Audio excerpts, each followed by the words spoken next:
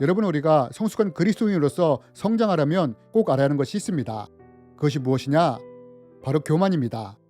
저는 오래전에 한 장로님의 신앙이 무너져 내리는 것을 보았습니다. 이분은 신앙적으로 전신갑주를 입고 있었습니다. 그러나 결국 그 신앙이 무너져 내렸습니다.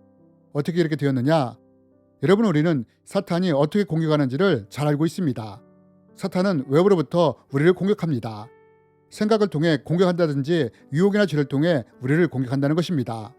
그래서 장로님은 이런 사탄의 공격을 막을 준비가 되어 있었습니다. 그런데 그 신앙이 무너져 내린 것입니다. 어떻게요? 내부의 적이었던 교만 때문에 신앙이 무너져 내린 것입니다. 그래서 성경도 교만에 대해 이렇게 말하는 것입니다. 사람의 마음의 교만은 멸망의 선봉이요 겸손은 존귀의 길잡이니라. 그러므로 일렀을 때 하나님이 교만한 자를 물리치시고 겸손한 자에게 은혜를 주신다 하였느니라. 여러분, 만약 우리가 하나님 앞에서 성숙한 그리스도인이 되고자 한다면 반드시 교만이 무엇인지를 알아야 하고 또 이것을 처리할 수 있는 능력이 있어야 합니다. 왜요? 이것을 모를 때 우리가 내부로부터 교만의 공격으로 인해 무너져 내릴 수 있기 때문입니다. 그렇다면 여러분, 교만이란 무엇이고 우리가 이것에 대해 어떻게 대처해야 할까요? 여러분, 여기서는 이해를 돕기 위해 사실과 자랑과 교만을 비교하여 설명드리기 원합니다. 여러분, 사실은 무엇이며 자랑은 무엇이며 교만은 무엇일까요? 먼저 사실이 무엇인지에 대해 말씀드리면 사실은 더하거나 빼거나 하지 않은 순수한 그대로를 말하는 것입니다. 나는 이번 프로젝트를 발표했어. 그리고 좋은 결과가 있었어. 와 같이 말했을 때 이것이 사실을 말하는 것입니다. 그러면 자랑은 무엇이냐? 자랑은 사실에 자신을 포장하고 과장하며 자신의 의와 영광을 첨가시킬 때 자랑이 됩니다. 이번 프로젝트는 나 아니면 안 됐어. 내가 해서 이렇게 좋은 결과가 나온 거야. 라고 말하는 것입니다. 그럼 교만은 무엇이냐? 자랑이 자기의 의와 영광이 첨가된 것이라면 교만은 자랑을 넘어 나 아니면 안 돼. 나만이 할 수 있어. 라는 마음과 태도를 갖는 것입니다. 그래서 교만한 사람은 이번 프로젝트는 나만이 할 수 있는 거야. 다른 사람이 있다면 절대로 이렇게 될 수가 없지. 라고 말하는 것입니다. 여러분, 이것이 사실과 자랑과 교만의 차이입니다. 그럼 여러분, 신앙적인 관점에서의 교만은 어떤 모습일까요? 우리는 사울왕을 통해서 그 예를 찾아볼 수 있습니다. 여러분, 사울은 처음에는 겸손한 모습을 가진 사람이었습니다. 사람들 앞에서 왕으로 선출될 때 짐 보따리에 숨을 정도로 겸손한 사람이었습니다. 물론 내성적인 성격으로 이럴 수도 있지만 어쨌든 이 당시에는 사울이 자기를 드러내는 사람이 아니었습니다.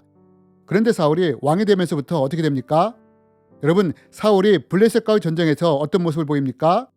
전쟁 전에 하나님의 도우심을 위해 번제를 드리려고 합니다. 그런데 사무엘의 도착이 늦어지자 사울이 어떻게 합니까? 직접 번제를 드리지 않습니까? 사무엘을 통해 하나님께 드려져야 할 번제가 사울을 통해 드려진 것입니다. 여러분, 우리가 이런 사울의 모습을 통해 볼 수 있는 것이 무엇입니까? 사울이 번제를 드렸다는 것은 사울 자신이 사무엘을 대신하여 번제를 드려도 된다고 생각했기에 이렇게 한 것이 아닙니까? 여러분, 우리는 이 모습을 통해 사울이 왕이 되면서 자신을 높이고 있는 것을 볼 수 있습니다. 그리고 또 이후에 사울은 어떤 행동을 합니까? 아말렉과의 전쟁에서 모든 것을 진멸하라는 하나님의 명령을 받습니다. 그런데 사울이 어떻게 합니까? 진멸하는 것처럼 하지만 결국 좋은 것들은 살려두지 않습니까? 여러분, 우리가 여기서 볼 수 있는 것이 무엇입니까? 사울이 이제 자신을 높이는 정도가 아니라 하나님의 말씀을 무시하는 모습을 볼 수 있습니다. 여러분, 어떤 사람들이 신앙적으로 교만한 사람들이냐? 이처럼 하나님을 무시하고 하나님의 위치에 서려고 하는 사람들이 신앙적으로 교만한 사람들입니다. 여러분, 신앙적으로 자랑과 교만에는 어떤 차이가 있느냐? 자랑에는 자기를 높이는 모습들이 들어가지만 교만에는 하나님을 무시하는 마음과 태도가 들어간다는 것입니다. 그래서 우리가 우리의 마음을 제대로 관리하지 못할 때 자신도 모르게 사울왕처럼 교만한 자가 될 수 있다는 것입니다. 그렇다면 여러분, 우리가 이렇게 교만하지 않기 위해서는 어떻게 해야 할까요? 첫 번째로 우리는 예수님을 통해 이것을 배울 수 있습니다. 여러분, 성경은 이렇게 말합니다. 너희 안에 이 마음을 품으라. 곧 그리스도 예수의 마음이니 그는 근본 하나님의 본체이시나 하나님과 동등됨을 취할 것으로 여기지 아니하시고 오히려 자기를 비워 종의 형체를 가지사 사람들과 같이 되셨고. 여러분, 우리 신앙인들이 교만하게 되지 않기 위해서 취할 태도가 무엇이냐? 그것은 바로 종의 형체를 갖는 것입니다. 즉, 자기 자신을 높이지 않는 것입니다. 물론 모든 인간은 인정받고 싶고 칭찬받고 싶고 높아지고자 하는 욕구가 있습니다. 그러나 예수님은 스스로를 높이지 말라고 하십니다. 물론 어떤 분은 이렇게 말하면 꼭 이래야 합니까? 요즘은 PR 시대이니 오히려 나를 나타내야 하는 거 아닙니까? 라고 말하고 싶을지 모릅니다. 그러나 하나님은 성경을 통해서 분명하게 말씀하십니다. 자신을 높이지 말라고요. 종의 형체를 가지라고요. 그렇다면 여러분, 하나님이 우리에게 종의 형체를 가지라고 하는데 이것은 무엇을 말하는 걸까요? 여러분, 우리는 한 가지 이야기를 통해서 이것을 배울 수 있습니다.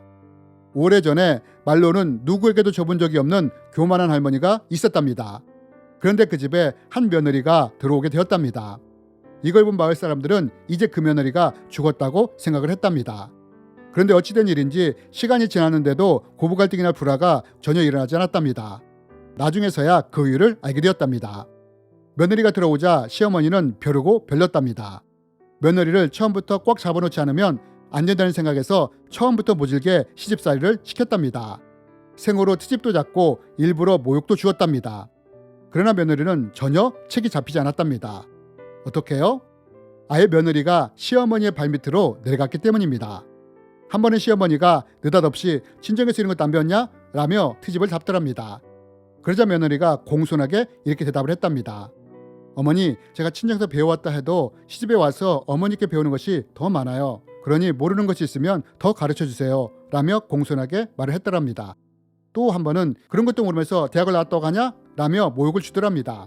그러자 며느리는 대학을 나왔어도 인생의 지혜는 어머니 같은 어른에게 배워야죠. 라며 오히려 시어머니를 존중해 주었답니다. 여러분, 이런 며느리를 받아들인 시어머니가 나중에 어떻게 되었느냐? 결국 나중에는 시어머니가 며느리가 하는 모든 것은 다 신뢰하게 되었다는 말을 들은 적이 있습니다. 여러분, 이런 모습이 하나님이 우리에게 바라시는 종의 형체의 모습입니다. 여러분, 우리가 자기를 스스로 높일 때는 충돌이 일어납니다. 내가 높아지고자 할 때 상처를 주게 됩니다. 미움이 생기게 되는 것입니다. 그러나 내가 종의 형체를 취할 때 어떻게 되느냐? 사람들이 모이게 되고 연합하고 화평하게 된다는 것입니다. 그리고 내가 스스로를 높이지 않고 겸손할 때 하나님이 오히려 이런 우리를 높이신다는 것입니다. 두 번째로, 우리가 교만해지지 않기 위해 취할 행동이 무엇일까요? 그것은 늘 입으로 신하는 것입니다. 이게 무슨 말이냐? 사도행전에 보면 바울과 바나바가 전도여행을 할 때의 일입니다. 르스드라에서 안진병을 일으키는 기적을 행합니다. 이때 사람들이 이것을 보며 뭐라고 소리를 지릅니까? 신이 이 땅에 내려왔다 라고 하면서 바나바를 제우스라고 바울을 헤르메스라고 하지 않습니까? 이때 바울과 바나바가 어떻게 했느냐? 이 소리를 듣고 옷을 찢으면서 모든 것을 하나님의 영광으로 돌렸다는 것입니다. 여러분, 우리가 교만에 빠지지 않을 방법이 무엇이냐? 첫 번째는 종의 형체를 가지는 것입니다. 두 번째는 스스로를 높이지 않으며 모든 영광을 하나님께 돌리는 것입니다. 여러분, 왜 우리가 이렇게 해야 하느냐? 성경은 말합니다. 믿음은 들음에서 나며 들음은 그리스도의 말씀으로 말미암는다고요. 여러분, 만약 사람들이 제우스라고 헤르메스라고 소리를 지를 때 그냥 있으면 어떻게 되냐? 자꾸 이렇게 높이는 말을 들을 때 그냥 있으면 믿음은 들음에서 나므로 자신이 그런 존재로 믿어지게 된다는 것입니다.